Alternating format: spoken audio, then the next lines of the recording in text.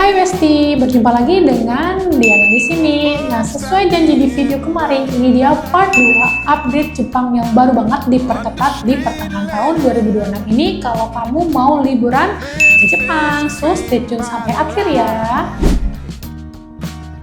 Yang pertama, kenaikan harga visa Jepang signifikan banget 5 kali lipat. Jadi selama hampir 50 tahun Jepang ini nggak pernah menaikkan harga visa mereka. Tapi tepat per 1 Juli 2026 ini, Jepang secara signifikan menaikkan harga visa sampai 5 kali lipat loh guys, bayangkan 5 kali lipat.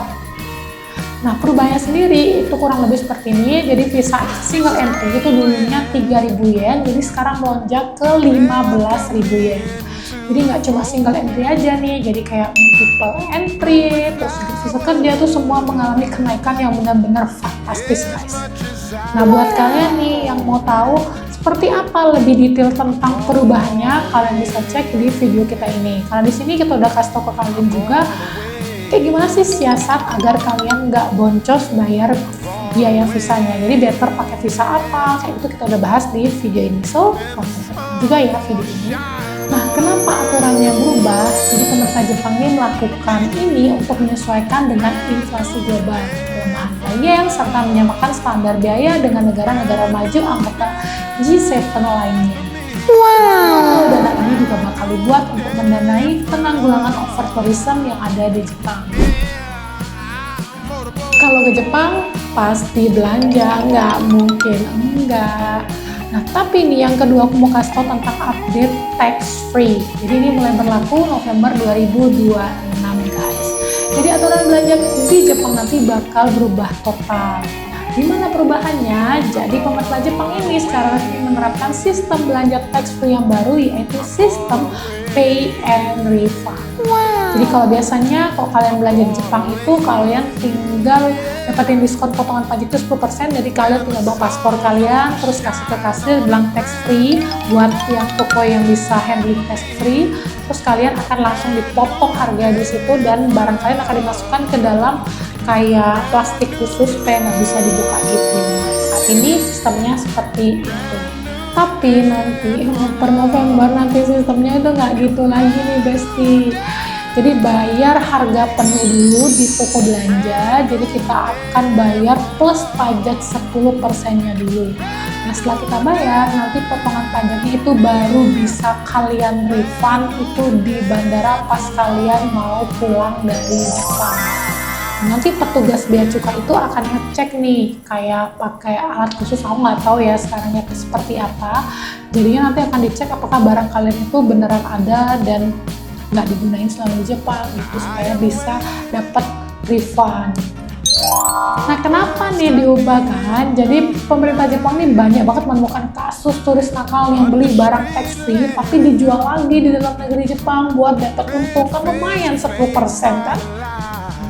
Nah, terus tips dari kita nih, jadi karena aturan baru per November ini, pastikan kamu datang ke bandara jauh lebih awal pas pulang ke Indonesia ya.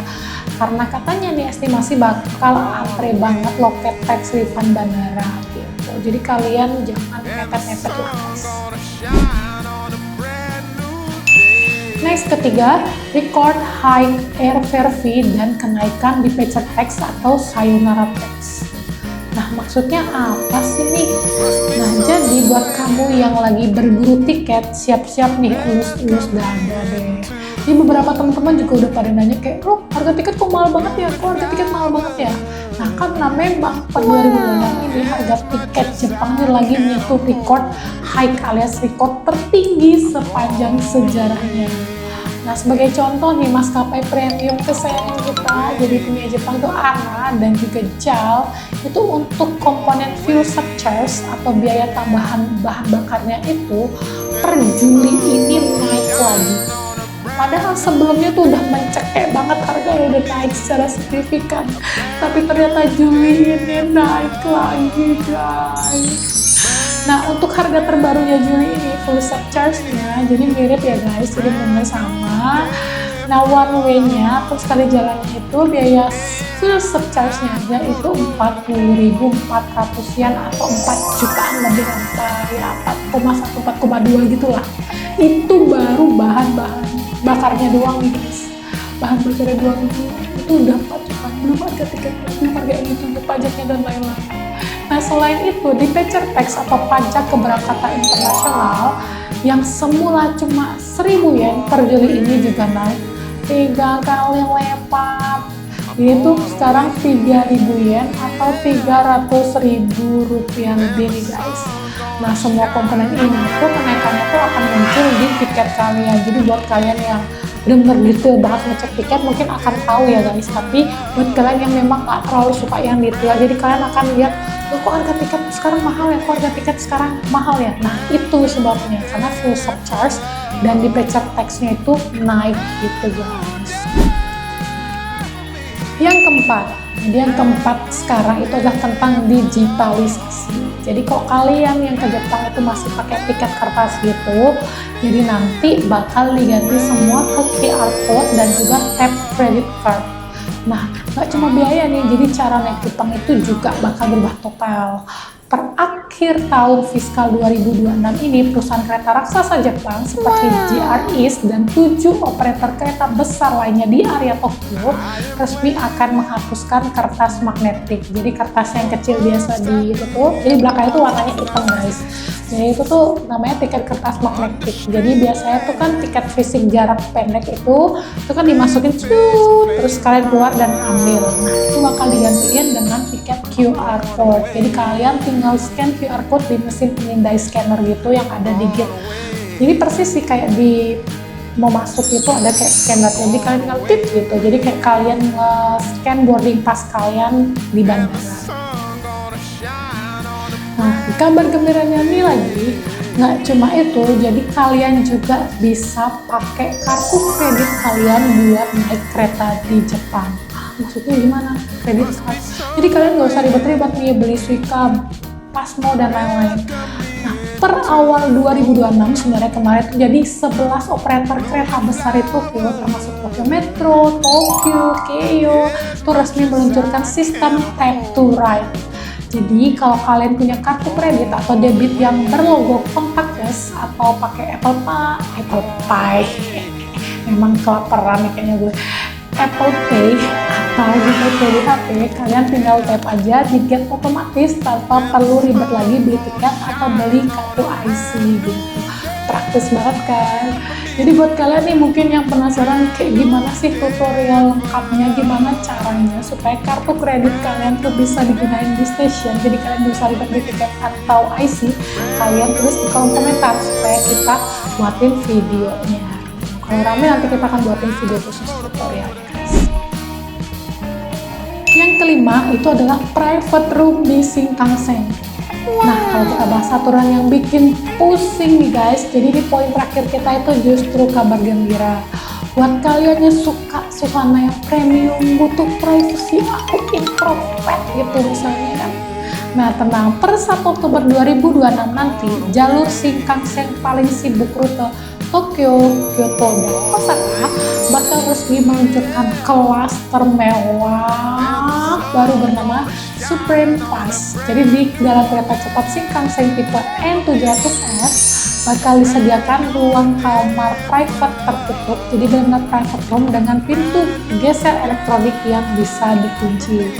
Nah, fasilitas dalamnya itu berasa itu kayak di first class pesawat nih Besti.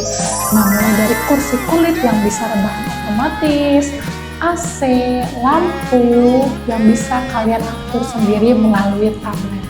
Di sini juga ada wireless charging, dedicated wifi biar kamu tetap bisa dengerin lagu tanpa pakai headphone atau Zoom meeting itu juga nyaman banget gitu.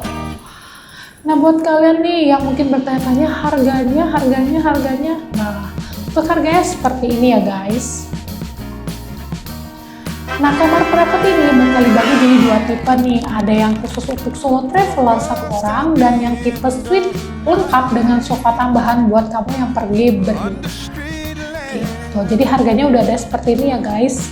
Harga solo dan juga harga yang berdua. Gimana? Mewah banget kan? Kira-kira kalian tertarik nggak nih nyobain private room Shinkansen ini kalau ke Jepang nanti? Tulis di kolom komentar ya. Jepang tahun 2026 ini emang lagi banyak banget berubah ya. Kira-kira dari semua aturan dan tarif baru yang tadi Diana sebutin, aturan mana nih yang paling bikin kalian kaget atau mikir mungkin 2 kali untuk liburan ke Jepang? Tulis di kolom komentar ya guys. Kita bakal diskusi di bawah ini. Nanti kita akan diskusi di kolom komentar gimana nih menurut sudut pandang kalian.